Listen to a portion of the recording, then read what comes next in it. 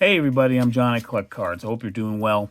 It is Thursday, May 1st, and I'm going to show you 5 cards that I just got back from SGC this week.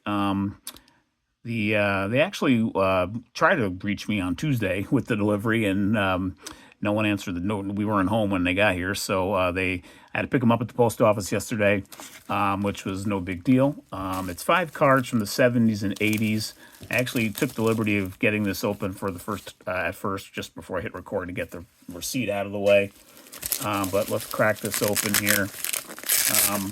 Again, 70s and 80s. I didn't do a preview video of these.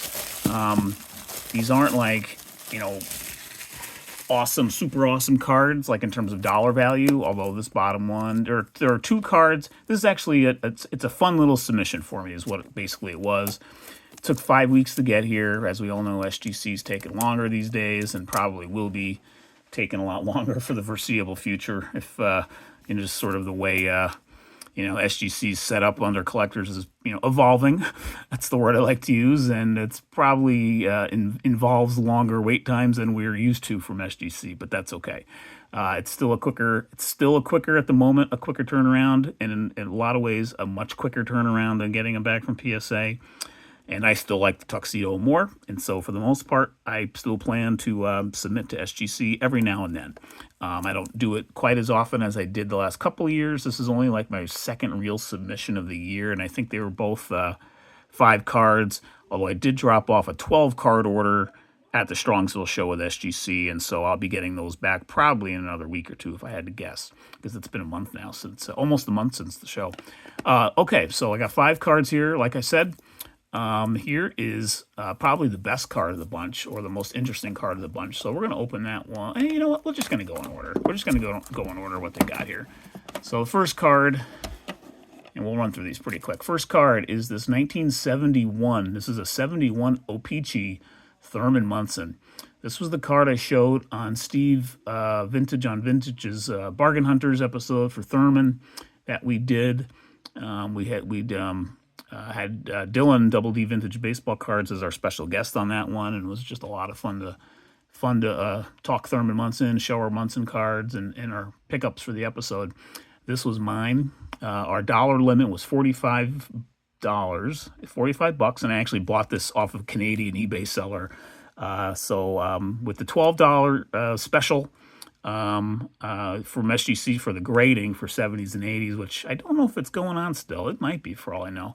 I was in for 54 on this one. I paid the equivalent of about 42 American. So let's see. I was hoping for a 4 on this, just so you know. I think I mentioned that on Steve's video, that when I eventually would send this in, I was hoping maybe it comes back for a VGEX, which I'd be pretty happy with. Centering on the back's pretty nice, kind of the corner where you kind of expect to see on a VGEX, and that's exactly what it got. Sorry for the wait there. But I was really pleased with this 4. I do have a Topps 71 Munson as well, also in a 4. This one's a much better card, actually, in terms of centering. So I was really pleased to see this come back as a 4. There aren't a ton of these graded. Only a couple hundred or so. Well, maybe a little over a couple hundred. I'm trying to remember. Maybe it was a PSA number. I can't remember. It's not a big number in terms of how many are graded. So I thought this was a nice opportunity to add an iconic card, slightly different variety, much better back in my opinion. I love these backs. Although the 71 Topps back's pretty cool too, but not like this one, not like the O-Pee-Chee. So just a great card. Absolutely love it, and I like having it in a slab in a SGC Tux for a 4. Super happy about that card. We'll put these off to the side. I'll show it maybe at the end as we sign off. Here's the second card of my submission. This is a 1973 Topps Willy Maze, his last playing days card. This was an LCS pickup, and it's a pretty good card. And I was hoping for at least a 5. I thought I had a good chance for a 5. Anything higher than that would be really nice. Here's what I got. Got a 6.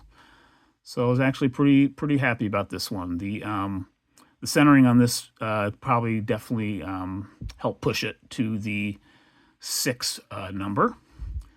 Bring it up close a little bit. I don't have, I won't be doing a Maze player run with all of his old cards that are really really up there in price. But I'm picking away at his 60s and 70s stuff though. I haven't done a count lately in terms of his regular tops and or Bowman cards of what I might have, but I think it's over 6 and probably around 10 now. So anyway, really nice card there. Really happy it came back in a 6 actually. So pretty nice example there. Happy with that one. Okay, the next 2 cards here were kind of actually all 5 of these were fun, but the next 2 cards were childhood cards actually that I just wanted to take advantage of the special that SGC had. Get these slabbed for $12. As you can see, this Aussie Smith rookie from '79 is way off center, practically a miscut. Pretty soft corners. So what do you think it got? I actually wanted to try to do the guessing game with the first 2 cards, and I forgot to do that. So I'm going to try to we'll do these for the last 3 and see if I can cover the grade up. See if I can cover the grade up. Here, I'll take it off camera just for a hot second here. Hopefully it didn't come through. Here's the front. What do you think it got? You think it could pull out a 3? You think it could pull out a 3? If you guessed 3, you were wrong. It got a 2.5. So, I was hoping for a 3. I was hoping maybe it could eke it out because the left-right centering isn't terrible from the front. And the picture itself isn't bad. There's really no creases in the card, or really no creases. It's just the wear is pretty bad and the centering really isn't good, especially on the back. The back's pretty bad. So I wouldn't be surprised if the back centering, which almost looks like a miscut, is what did it in from getting a VG. So, but overall, though, I love having this childhood card in a slab. So very, very cool. All right. Here's the next childhood card. My Rickey Henderson rookie. Again, my brother Frank has been stewarding the childhood collection for many years. And, that included a lot of the original vintage cards I had picked up in the late 80s and early 90s. And when I got back in the hobby, I kind of brought them back with me from a visit to New York where he lives. And recently I was like, I knew we had a few Hendersons. I knew we had a couple of Aussie Smiths at least. And I was like, I think was ready to come home with one of each of those. And, so that worked out well. My brother's got an excellent slabbed copy of Henderson that's in a 7 actually, which was a childhood card of ours as well, which looks great. And I can't remember what his Aussie graded out as. Pretty good actually too. I think it's over a 5 or a 6. So I have this Henderson. Let me cover the front up, and we'll try to figure out if you want to try to guess the grade. All right, way off center left. A lot of these Henderson rookies are like that, but the corners aren't bad. Corners are pretty good. Picture overall is pretty good. Just way off center. So, what do you think? I was hoping for a 5 on it myself. We'll do the little Jeopardy music in your head, and here we go. 5.5. Look at that. So I was pretty happy actually with a 5.5 for this card, and absolutely love seeing it in tux.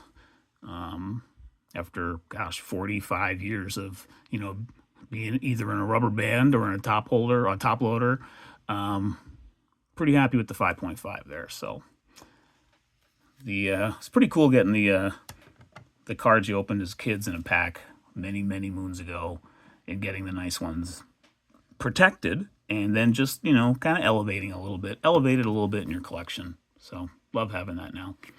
All right, here's the last one. Speaking of my brother, this card's actually going out to him. So I picked up this Gary Carter rookie a couple of years ago in my LCS for, I think I paid $5 for it, literally. And so slabbing it for 12. And so I'm gonna send my brother a Carter rookie because he is a Carter fan. He is a Montreal Expos and Washington Nationals fan, and always has been. And I rung him up the other day. I'm like, you want a really badly miscut Carter rookie slabbed? And I'm like, just buy me a beer next time I'm out there. And he's like, yeah, sure. So all right, this is heading his way, and I'd love to know what you think this may have gotten, especially once I show the front. So one sec, Let me turn it around. This was sort of a, oh, you know, it's a PG-13 channel. It's a shits and giggles card that we put in a slab. Look at this card. I bought it for $5 at my LCS because it was so badly off-center and miscut. Huge fisheye. I mean, this thing had so many problems, but yet it's, you know, it's a Carter rookie, Hall of Famer. So look, I mean, the dotted line. Oh, it's just a cool kind of unique card. So because the corners are actually not bad at all, I didn't think it was going to get a 1. I was hoping it would get a 1, to be honest with you, because I knew the pop count would be pretty low for a 1. So what do you think? What do you think it ended up getting? All right, here we go. It got a 2.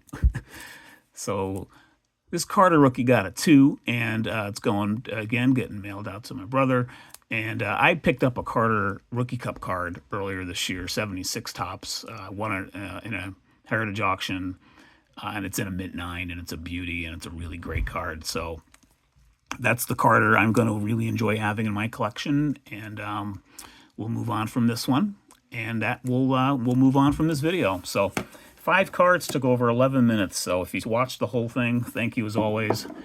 I tend to draw things out, I know, but I do appreciate you watching and hope you enjoyed the reveal. So, well, we'll just put the Munson up there to show one more time. Let's get Ozzie off. We'll finish with these 2 up here. Thanks for watching again, everybody, and hope you have a great weekend. And, yeah, I will see you on the next video. If you're doing a VR for me, you got about 3 days left. May 4th's the deadline again. I'll actually put the link to that VR video one more time in the description. And, yeah, if you're looking to do one, I look forward to seeing it. Thanks for watching this one, and take care.